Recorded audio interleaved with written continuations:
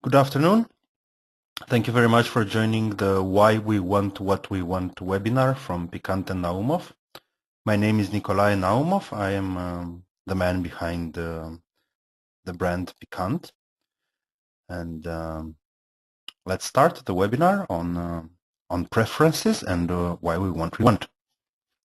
Now, the first thing that I would like to discuss about in this webinar is what I call the illusion of free choice.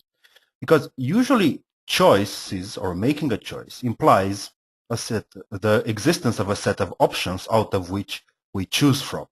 Now, this is an illustration. Another illustration is this one, which is the choice set for LinkedIn premium accounts. Here's another choice set, the one for laptops in an online store. And very interesting thing or a particular case of choice sets refers to elections. Now, in my country of origin before 1990, voting ballot would look something like this. There was only one option, one party, the Communist Party, for which people could vote for. Basically, it meant that there was no choice. Nowadays, things are a bit better from this point of view, as in many democracies around the world. Now, when people go to vote, they have more options to choose from. There are more political parties, more candidates that run in elections. So there is some choice in that voters have when voting. Now, what is particular for elections is that no one can vote for somebody who's not running in the elections, right? You cannot vote for someone who is not a candidate. Another example of choices and choice sets refers to what do we have for dinner. Now, this might sound really trivial, but think of the following. If you decide to have dinner in a restaurant, you will end up eating something that is in the restaurant's menu, right? You will choose something that is in the menu. If you decide, however, to buy food from the supermarket and cook it on your own, the thing is that you will end up eating for dinner something that is sold in the local supermarket. The mere existence of a choice set restricts the freedom of choice. Now, I would like to make one thing clear. I'm not saying that there is no such thing as free choice.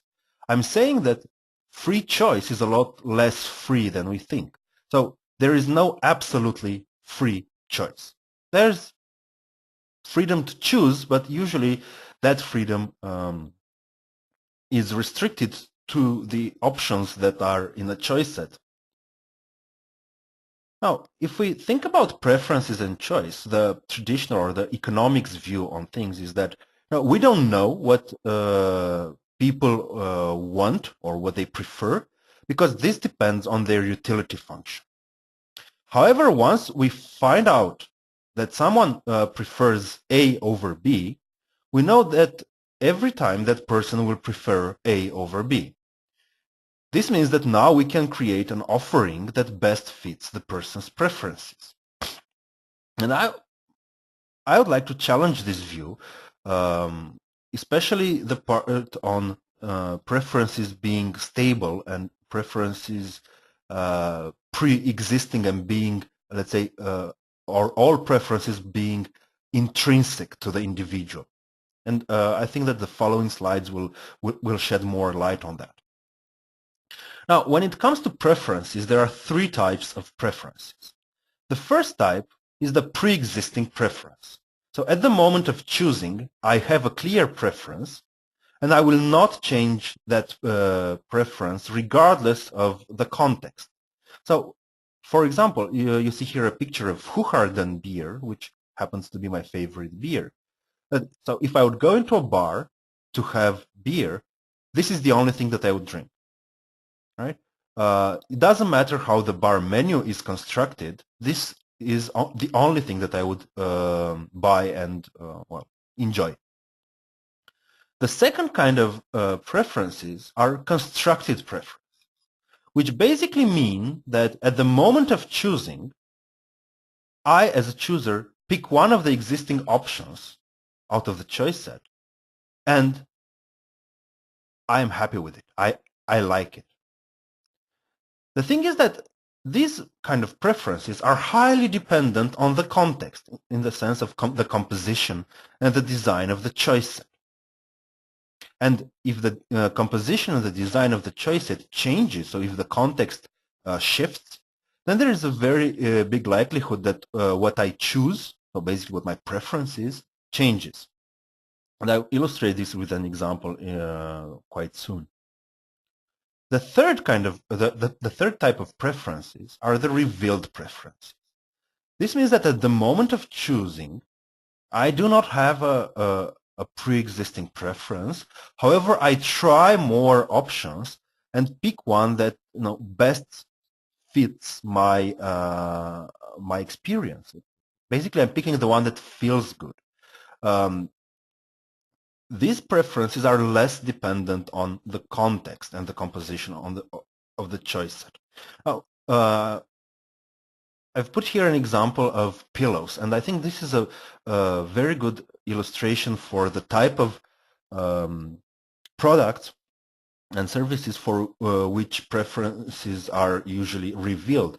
And these are experiential experience goods, right? So the thing is that if you're presented with 3 pillows that are different sizes or different softness, you're not necessarily going to like the one that's average. You might simply enjoy a harder pillow or a softer pillow, and it doesn't really matter how many pillows are in the choice set, or what kind of pillows are in the choice set. You are going to prefer and like it the one that simply feels good, simply feels best. Now, when it comes to pre-existing preferences, I'd like to illustrate this with an example with coffee. So this is how the choice set looks like. It's a supermarket shelf. And our buyer is this lady, whose name is Cesarina. And she's Italian. She's original from Rome. And, she has a preference for illy coffee. The thing is that, illy coffee is, I think, the best Italian coffee. And for her, as a true Italian lady, for her, this is her heritage. She can't even conceive having a different brand of coffee. So she's going to pick a can of illy, regardless of how the choice set is constructed. Now, these are the pre-existing preferences. Now, let me illustrate you on constructed preferences, and I would like to illustrate with this with a study, with an academic study. You can see the academic paper reference at the bottom of the page.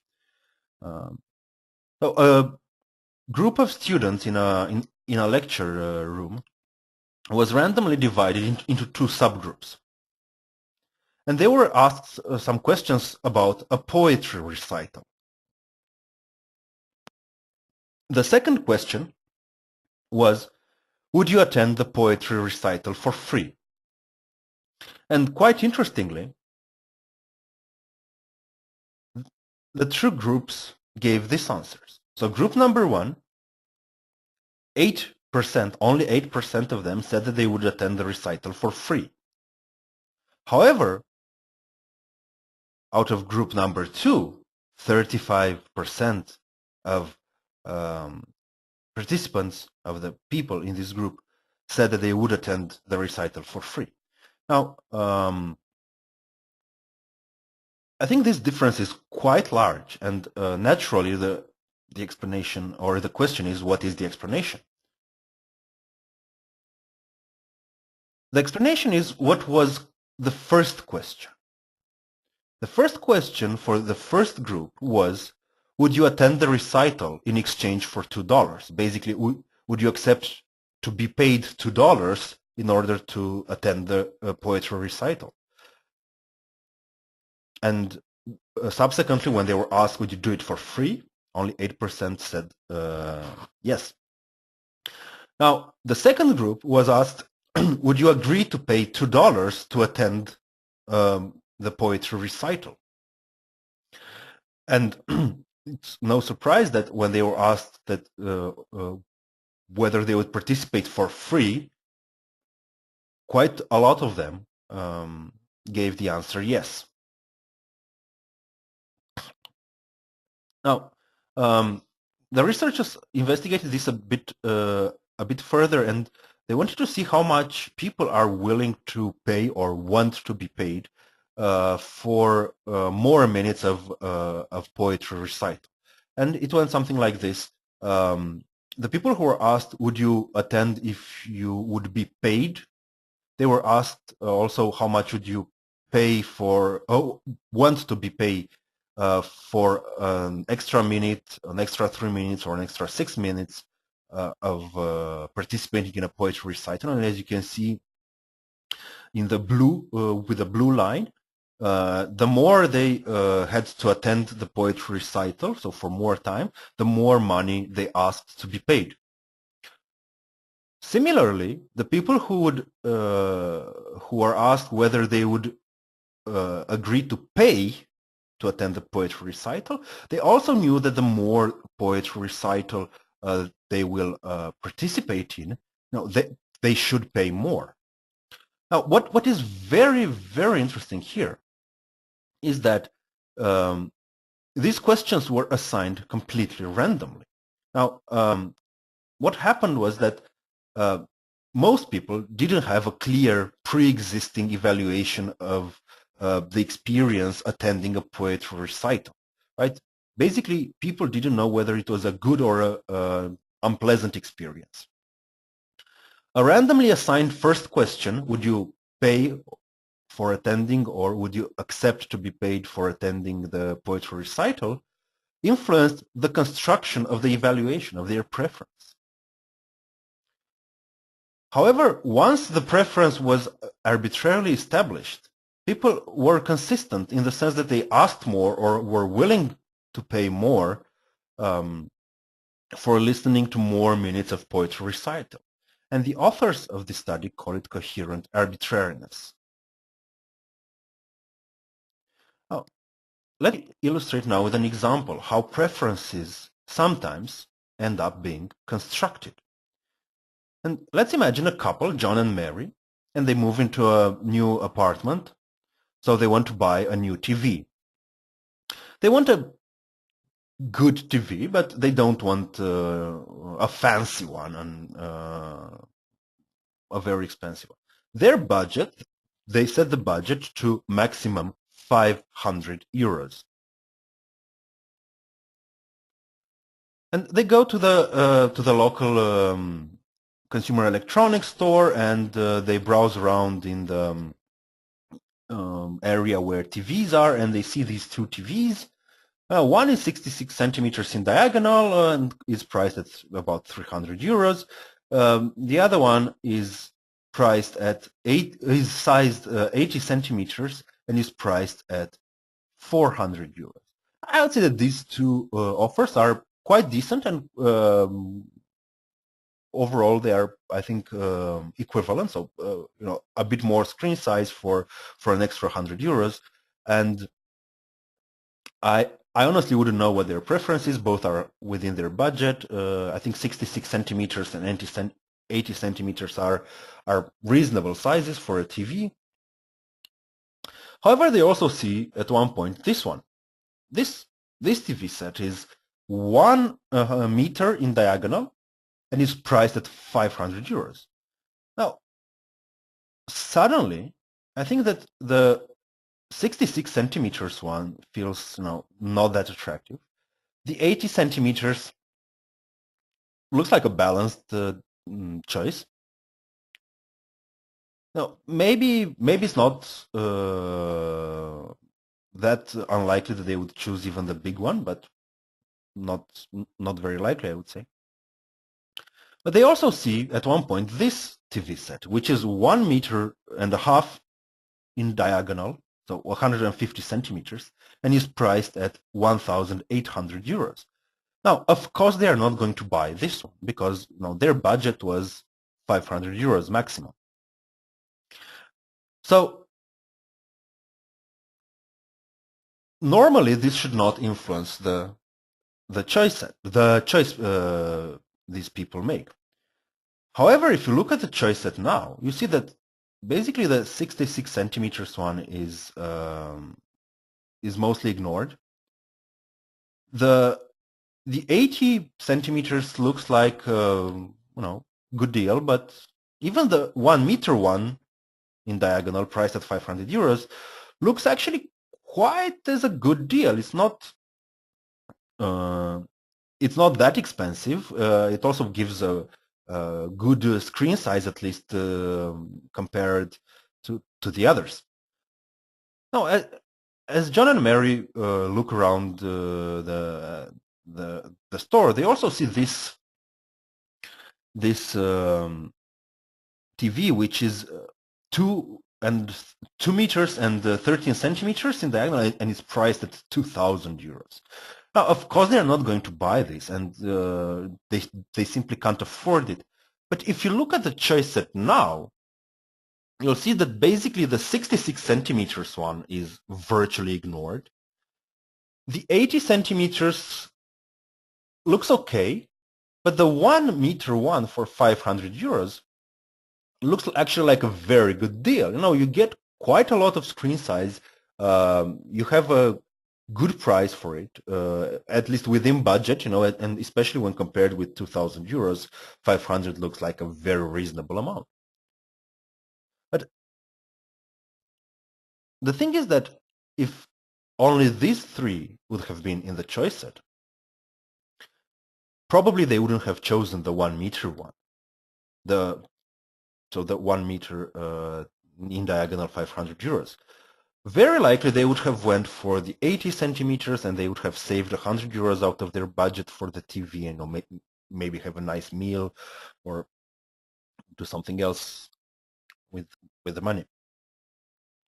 But when the choice set includes these two options that they are not going to buy them for sure, the preference shifts towards the TV set of 500 euros for 1 meter in diagonal. Now, some preconditions for constructed preferences. First of all, in order to have constructed preferences, you need to not have pre-existing preferences, right? The second is that there has to be ambiguity and quite some lack of knowledge.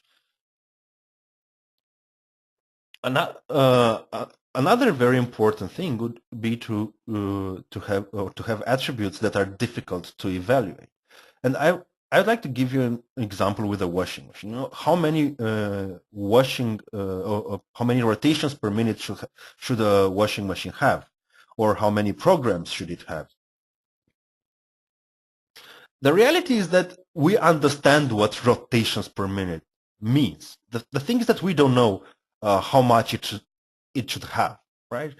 Is 800 enough? Do you need 1,000 rotations per minute? Do you need 1,500? I think most of us don't really know that.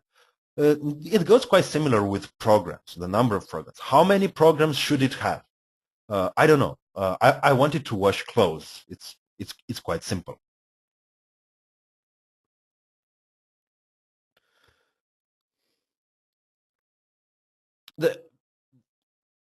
The constructed preferences or preferences can be constructed through choice architecture. Basically, the construction of the preference can be influenced very strongly by the designer of the choice set through means of choice architecture. Now, choice architecture represents the intentional design of the choice set or of the choice environment aimed at guiding choice towards one particular option. And here's an example of using choice architecture in a real-life business setting. This example is taken from my training on choice architecture, designing decisions. And here it is. It is for an online service provider. I'm not going to reveal the name of the provider, but that is not actually very relevant. And this is how the choice set looks. So the first part are the options that are available, and one thing that is used here is called the attraction effect. Basically, the day pass and the monthly membership are both priced at $9 per month. $9. So everybody knows that if you pay $9, it's better to pay it for a month, not for a day. So this makes the monthly membership more attractive. Also, the monthly membership is presented as a middle or a compromise option. It is also pre-selected as a default option. It is highlighted and presented larger than the other options. There is a mention that it is the most popular option. Okay, so basically all these things are used to make the monthly membership more attractive. Now, why exactly did this provider want to sell the monthly membership and not the annual or the day pass? It doesn't really matter. The main idea is that this choice set is constructed in such a way so that people are encouraged to take the monthly membership for $5 per month, for $9 per month, sorry. Now, the second part of the choice environment is aimed at increasing conversion. So it's not necessarily at guiding choice, but actually getting more people to sign up. And you see that there is a sign up now text on the button. So the now is aimed at creating a focus towards the present moment to create a sense of urgency. There is also a text that says it's easy to sign up, 60 seconds to sign up. Cancel at any time, there is no commitment. This is basically a way of saying that the choice is reversible, which in turn is a way of managing anticipated regret. And this was, let's say, very, very fast and brief example of case study from my training. During the training, I talk about, or you learn if you are going to come, about all these effects, all these tools of choice architecture, and many more that are not included in this case study. The interesting thing is that once a preference is constructed, we actually believe that we want what we chosen. And imagine the following example. Michael goes shopping for a jacket, and he goes at a department store which also sells cooking ware. And cooking is Michael's secret hobby. Now, Michael sees a very attractive frying pan, and he simply can't resist buying it, although he has already 5 frying pans at home. On his way home, Michael thinks that his wife will not be very thrilled by the 6th frying pan in the house, in the kitchen. And he's thinking, how can he explain the purchase to his wife? And Michael comes up with the following reasons. Now, this frying pan is ceramic coated, and this in turn makes the food healthier. One of the old frying pans is a bit used, and now maybe he could replace it. The new frying pan is of high quality. The bio ceramic coating makes the food more tasty. It's made in Switzerland, so it will last for a long time. Michael worked really hard the past 2 months, and he deserves a treat, an indulgence. And this is his indulgence, the frying pan. And he comes up with uh, many more reasons why he bought the frying pan. In reality, none of these reasons ever played a role in his decision to purchase the frying pan. The decision to purchase, the purchase decision, was taken simply because Michael uh, couldn't resist buying. I don't know. Maybe he was hungry. Maybe I don't know. He simply noticed it and liked it, and it felt good, or whatever. But none of the reasons, all these mostly, let's say, rational, strong reasons, actually ever played a role in his decision. They are just post-rationalization, which justify Michael's already done action, in this case, the purchase. None of these things could have predicted his purchase. And things go quite similar in the case of constructive preferences. So if John and Mary bought the 1 meter TV set for 500 euros, and they went to the maximum limit of their budget, for sure they are going to find reasons why they purchased this TV and not the smaller one, or even the smaller one. They're going to find things like better image, better quality, good value for money, prestigious brand, and so on. The thing is that none of these reasons are the real cause what led to their choice, namely the composition and the design of the choice set. Oh, before going to the questions section, please allow me a couple of minutes to briefly present the designing decisions training in choice architecture I give. During the training, you'll learn about the tools used in choice architecture, basically the psychological effects that influence choice. You're also going to get acquainted with some complex examples of real-life applications of choice architecture. And these two things are going to happen in the first day.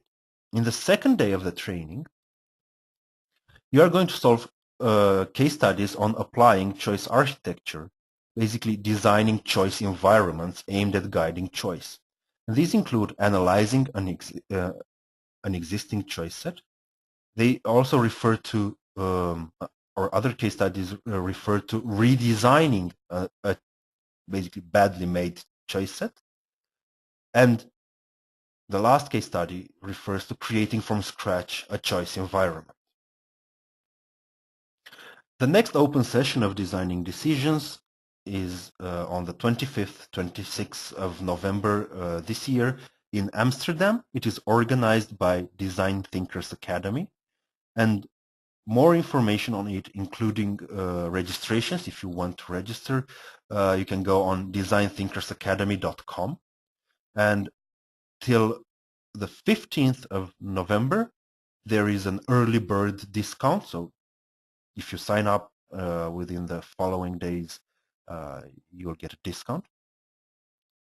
If you're interested in a dedicated session of the Designing Decisions training program, you can go on my website, naumof.com, in the training section and find out everything you need to know about it. And you can also contact me. So to sum up, free choice is more of a theoretical construct than reality. The mere existence of a choice set restricts freedom of choice. Sometimes choice is influenced by the choice environment. Not all preferences are pre-existent and stable. Some preferences are constructed at the moment of choosing. Some preferences are context or environment dependent. Choice is influenced by choice architecture, the composition and the design of the choice environment. Once we make a choice, we find reasons, basically justifications for it. quite often we are unaware of the causes that lead to a choice. However, we find lots of good reasons to support our already made choice or our already performed action. 25th, 26th of November, open session of the choice architecture training in Amsterdam at Design Thinkers Academy. You can find more details on designthinkersacademy.com. Here are two of my other trainings. I have an introduction to behavioral economics and the main findings of behavioral and decision sciences. Of course, designing decisions on choice architecture and thinking money. This is a training on the psychology of money focused on the concept of pain of paying and how it can be increased or decreased. And this was it. I hope you have questions. You can also visit my website. You can also read my blog, naumof.blogspot.com. You can visit the website, naumof.com. And of course, I'm on Twitter, LinkedIn, and Facebook.